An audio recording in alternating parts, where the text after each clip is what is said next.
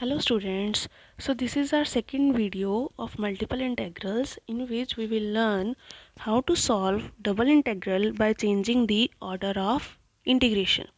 कि अगर हमें डबल इंटेग्रल है लेट्स से इस फॉर्म में दे रखा है f of x y dx dy and this is remember this is about non-rectangular region. Okay तो यहाँ पे क्या है अभी we are integrating first with respect to x. It means this first integral will contain the limits of x but in the terms of y. Let's say phi 1 to phi 2 and the second integration is with respect to y. Let's say the limits are like a to b and these are the limits of y. हमें इस तरह से problem दे रखी है in which the limits of x are in terms of y and the limits of y are constant. So what you have to do is we have to reverse the order now. Means now I want to solve with respect to y first, then with respect to x. This is what we mean by change of order, and it doesn't imply that you will just simply write like this. ऐसा नहीं करना है आपको. This is the wrong way. कि अगर आपको order change करने के लिए बोला गया है, आपने डी वाई डी एक्स आगे पीछे करा और लिमिट्स को भी इसी तरह से इंटरचेंज करा और लिख दिया and you are done. No, this is totally the wrong way. What you are going to do is यहाँ पे जो आपको ये लिमिट्स का सेट दे रखा था आपको इनको रीडिफाइन करना है. You have to redefine the limits, you have to restructure the limits in such a way कि अभी क्या हो. First you will integrate with respect to y. Now obviously this first integral will contain limits of y and they should be in terms of x, and the second one which is going to have limits of x, they should be some constant numbers. पहले x की limits y में थी और y की constant, और पहले integration भी x के साथ हो रही थी फिर y के साथ. चेंजिंग द ऑर्डर मीन्स अब y की लिमिट्स x में हो और x की लिमिट कांस्टेंट हो. This is what we mean by change the order of integration, in which we change the order as well as remember which is hidden here that restructuring of limits दोबारा से redefine होंगी graph की help से. सीधा ही limits को interchange नहीं कर देना. Let's begin with the problem, then you will get much clarity. Let's start with the first question now. Question number 1. Evaluate double integral 0 to 1 and then 3y to 3 e raised to power x square dx dy by changing the order of integration. आपको integration का order change करना है और उसके बाद इसको solve करना है. अब यहाँ पे आप देखो the integration first is with respect to x और ये x के लिमिट्स हैं 3y to 3. Second is with respect to y, the limits are for y 0 to 1. अगर हम रीजन ऑफ इंटीग्रेशन की बात करें वो यहाँ पे क्या दे रखा है, it is defined like y going from 0 to 1 and x goes from 3y to 3. Now what I need to do is I need to redefine this region R and I want to restructure my problem such that this is now dy dx. अब मुझे इस तरह से define करना है और यहाँ पे किसकी लिमिट्स होंगी y के लिए and they should be in variables and this will contain limit of x that should be constant. तो उसके लिए हम क्या करेंगे, first of all from this region R I will plot the graph. सबसे पहले हम ग्राफ बनाते हैं. x axis y axis. Now if you look at y starts from 0 and it goes up to 1. So let's say this is 0 and somewhat here is your point 1. अगर हम इसकी बात करें ये क्या है region 3y less than equals to x. हमने ये वाला फर्स्ट पिक करा और I can assume it like y less than equals to x by 3. आप किसी भी तरह से कर सकते हैं और इसको ड्रा करने के लिए आपने करना क्या है, सबसे पहले आप इनइक्वालिटी को इग्नोर कर दो. जब इनइक्वालिटी को इग्नोर करोगे तो आपके पास क्या आ रहा है y is equals to x by 3. अब ये क्या रिप्रेजेंट कर रहा है, इसके लिए आपको ज्योमेट्री की नॉलेज होना बहुत ज़रूरी है बच्चे अगर आपको ग्राफ प्लॉट करने. This represents a straight line passing through origin. ये क्या है हमारे पास स्ट्रेट लाइन की इक्वेशन है जो रीजन से पास हो रही है. So this will look like this. Question में क्या दे रखा है, this is the straight line 3y equals to x, but हमें क्या बोला गया है 3y less than equals to x, less than equals to का साइन है, तो शेडिंग कहाँ पे होगी, तो ये वाला हमारा जो रीज़न है ये हमारा शेडेड रीज़न हो जाता है ना।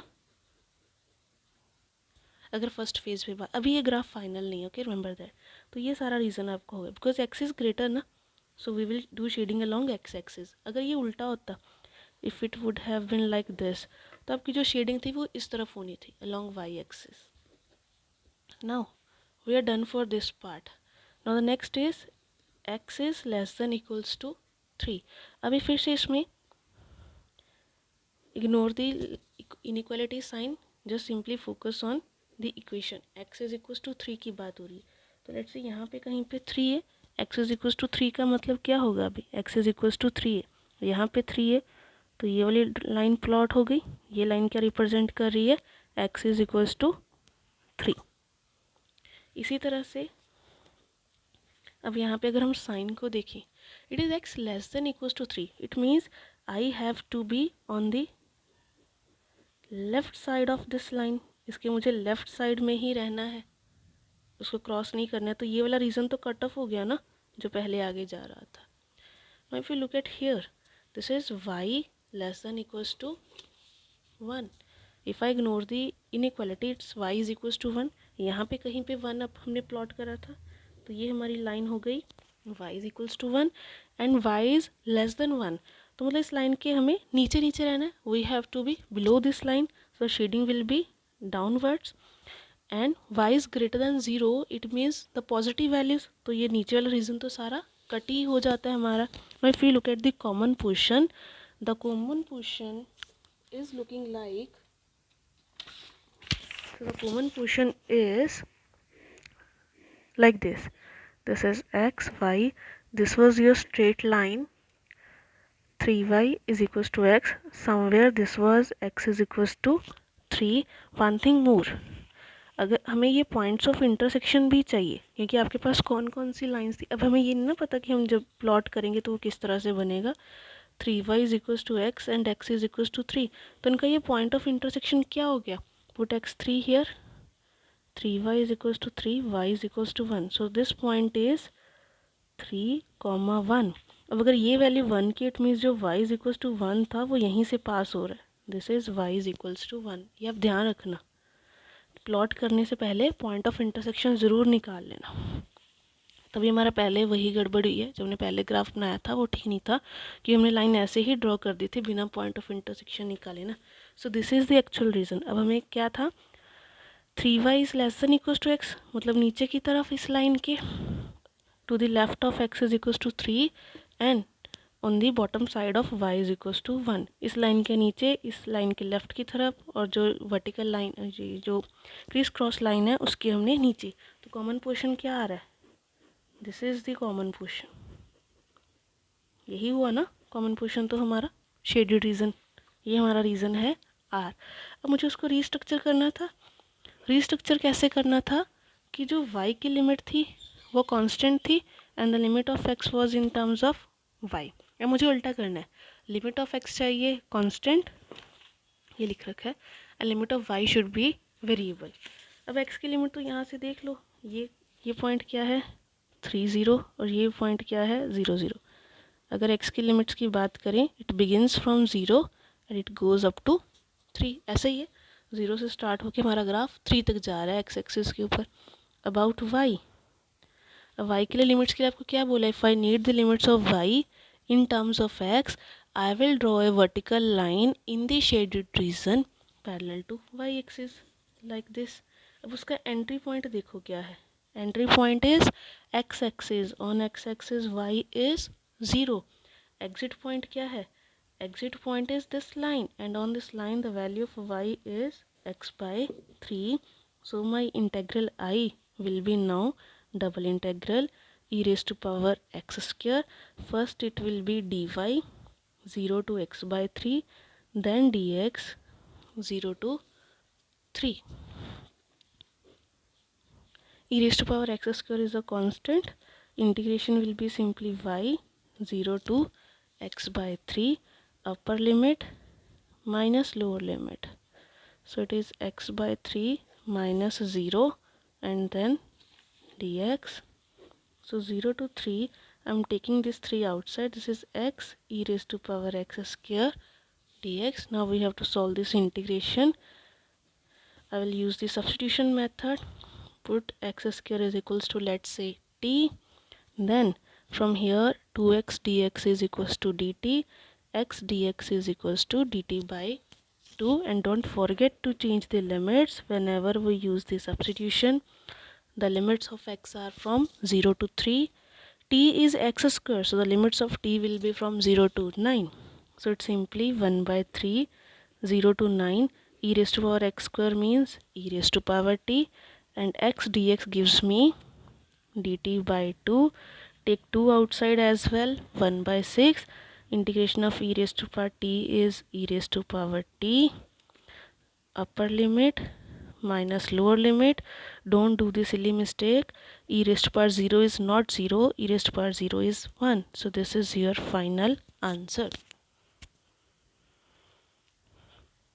Got it? So this is how we solve double integrals by changing the order of integration. अगर अब हम बात करें ना कि हमें इसका ये सब करने की ज़रूरत ही क्यों है. If you look at this problem ना, ये जो क्वेश्चन हमने अभी सॉल्व करा है ये वाला, ये अगर आप इसी मेथड से करना चाहो ना, मतलब कि आप इसका ऑर्डर चेंज ही मत करो, आप ये सोचो. तो the problem is integration was with respect to x of e raise पर x square. This is a complicated task for us. ये हम मैनुअल वे में, डायरेक्ट वे में इसकी इंडिकेशन है ही नहीं हमारे पास e raise power x square की. तो अगर अब ऐसा कोई क्वेश्चन आ जाता है तो वहाँ पे ये चीज़ मैटर करती है. अब हमने क्या करा, हमने ऑर्डर चेंज करा और देखो कितनी इजीली ये प्रॉब्लम सॉल्व हो गई. और वहीं अगर आपको बिना चेंज करे सॉल्व करना, ये हमारे लिए एक टेडिशियस टास्क है. We can't solve it manually. हमें इसमें कुछ हायर इंटेग्रल्स के जो मेथड्स हैं वो पता होने चाहिए, और उससे भी ये क्वेश्चन बहुत लेंथी जाएगा फिर. So that's why we use the concept or change the order of integration. Let's solve one more example. And this one is important as well. अब इसमें क्या है हमारे पास 0 to 1 x square to 2 minus x then xy dy dx. ये हमें problem दे रखी है, हमें इसका ऑर्डर चेंज करना है. ऑर्डर चेंज करने के बाद फिर इसे सॉल्व करना है हमें. And in this example I will just demonstrate you the conversion of limits. Okay, for the integration part you can do that by yourself. I will just demonstrate the restructuring of limits, that is restructuring of region R. On the first phase the region R is the limits of x 0 to 1 and the limits of y are from x square to 2 minus x. तो ये हमें reason दे रखा है integration का, in which the limit of x are constant and the limit of y are variable. अब restructuring करके क्या करना है आपको, now the limit of y I need to be constant and limit of x to be in terms of y. सबसे पहले graph plot करना है हमने. यहाँ पे जो जो चीज़ें हमें दे रखी है हम लिख लेते हैं. One is x is equals to 0, then x is equals to 1, other is y is equals to x square and y is equals to 2 minus x. पहले इनको आइडेंटिफाई कर लेते हैं हम ग्राफ के लिए. x is equals to 0 means y axis है ना, ये हमारे पास ये क्या है, x is equals to 1, straight line parallel to y axis है ना, straight line parallel to y axis 1 के ऊपर. y is equals to x square क्या है, this is a parabola and which one, upward. And ये क्या है हमारे पास, स्ट्रेट लाइन. इसको इस तरह से लिख लो, shifting x to other side, x plus y is equals to 2. और ड्रॉ करने से पहले पॉइंट ऑफ इंटरसेक्शन भी निकाल लेते हैं, सो दैट हमारी फिर पहले की तरह मिस्टेक ना हो. Let's calculate the point of intersection as well. Point of intersection कैसे निकालेंगे हम, जैसे यहाँ पे अगर इन दोनों की बात करें, if I talk about x is equals to 1 and my parabola, ये जो दोनों हैं ये कहाँ पे इंटरसेक्ट करेंगे, जो simply put x1 here you will get y is equals to 1 square 1. मतलब जो स्ट्रेट लाइन थी हमारी और वो पैराबोला है वो 1 1 पे मीट करने वाले हैं. अब ये जो पैराबोला है, now we will look for parabola and this second straight line. Now put the value y is equal to x square here, यहाँ पे पुट कर दो y की value, so this will become x plus x square is equal to 2, that is x square plus x minus 2 0. Middle term split कर दो, splitting the middle term we can write it like plus 2x minus 2 0. Simplify x plus 2 minus 1 common, x plus 2, so simply the points are minus 2 and 1. Now if x is equals to minus 2, it implies y is equals to 4. यहाँ से square कर दो बस. So the point of intersection is minus 2 4 and 1 1. एक चीज़ और, I need point of intersection of these two as well. One is x is equals to 1 and y is equals to 2 minus x. सभी का आपस में पता लगे ना. Put x 1 here, तो यहाँ पे भी point of intersection क्या आ रहा है 1 1. ये मैंने थोड़ा फास्ट स्पीड में करा है. पॉइंट ऑफ इंटरसेक्शन है, कैलकुलेशन पार्ट आप कर सकते हो इजीली. आपको करना क्या है, जितनी भी शेप्स दे रखी हैं उन सभी को देख लेना है कि वो कहाँ कहाँ पे मीट करने वाली हैं. ठीक है, अभी ग्राफ प्लॉट करते हैं हम, इनको ध्यान में रखते हुए 1 बाय 1 सारी चीज़ें हम प्लॉट करेंगे. और यहाँ पे हम पॉइंट ऑफ इंटरसेक्शन यहीं पे लिख लेते हैं. एक 1 1 था, एक 1 वाज माइनस 2 4 है ना, ये वाले हमारे पास पॉइंट्स रह रहे थे. ये जो इनइक्वालिटीज़ है, these signs they will help us to do the shading, कि हमें पता लगे कि हमने उस कर्व के ऊपर वाला पोर्शन रखना है या फिर नीचे वाला. Let's begin with the graph now. First we will draw parabola. थोड़ा सा ध्यान से बना लेना, यहाँ पे ये इसको टच करके जा रहा है. So this is parabola, x square is equals to y, upward parabola. उसके बाद I need to draw this line as well ना, x plus y is equals to. How we draw the straight lines, इस type की lines को हम कैसे draw करते हैं. Draw a table, put x 0 get the value of y, put y 0 get the value of x. The points are 0 2 and 2 0. So यहाँ पे कहीं पे 2 0 होगा एंड दिस पॉइंट इज 0 2. ये हमने ड्रॉ कर दिया. अब ये पॉइंट कौन सा है मुझे बताइए. We calculated this. पैराबोला और स्ट्रेट लाइन कहाँ पे इंटरसेक्ट कर रहे थे. If you see minus 2 4 and 1 1. So ये पॉइंट हो गया मेरा, this point is 1 1 and this point is minus 2 4. There was a line as well ना, एक्स इज इक्वल्स टू 1, ये भी लाइन थी, तो ये यहाँ पे ड्रॉ हो जाएगी. x is equals to 1. This is a straight line, x is equals to 1 and 1 was x is equals to 0 means y axis. तो इसी लाइन की बात हो रही है. They are talking about this line. Now let's look for the shading. अब shading क्या है. x is greater than 0. It means we are on the right side of y axis and it is less than 1. x is greater than 0 less than 1. It means to the left of this. मतलब इन दोनों के बीच का portion आने वाला है कहीं पे. Then x square less than y, ये हमारा पैराबोला है ना. x square is less than, it means y is greater ना, y is dominating, the shading will be towards y axis, ऊपर की तरफ. तो पैराबोला के ऊपर की शेडिंग हो गई है. I will not shade this left side region because we have already seen that we have to keep ourselves on the right side of y na. Next was y less than equals to 2 minus x, that is x plus y less than 2. इसकी shading कैसे करते होते हैं. How to look for the shading of x plus y less than equals to 2. You will put x 0, you will put y 0. If you put 0 here, what you will get, 0 less than equals to 2, which is a true statement. So the shading is towards the origin, तो नीचे की तरफ इस line. तो common portion क्या हुआ. So the common portion is this one. If you have difficulty in shading the regions after plotting the curves on the graph ना, you can let me know. We can have a separate video on that, कि जिसमें हम सिर्फ यही सीख लेंगे कि shaded portion हमें कैलकुलेट कैसे करना होता है, किस तरह से हम उसे ड्रॉ कर सकते हैं. Okay, so if I enlarge this, just replotting this again. So what I am going to have here is the shaded region is something like this. This is my shaded region, जहाँ पे ये जो straight line है, this is my y axis and this curved path is from the upward parabola. और ये वाली जो line है ये कहाँ से आ रही है. This is for x plus y is equals to 2.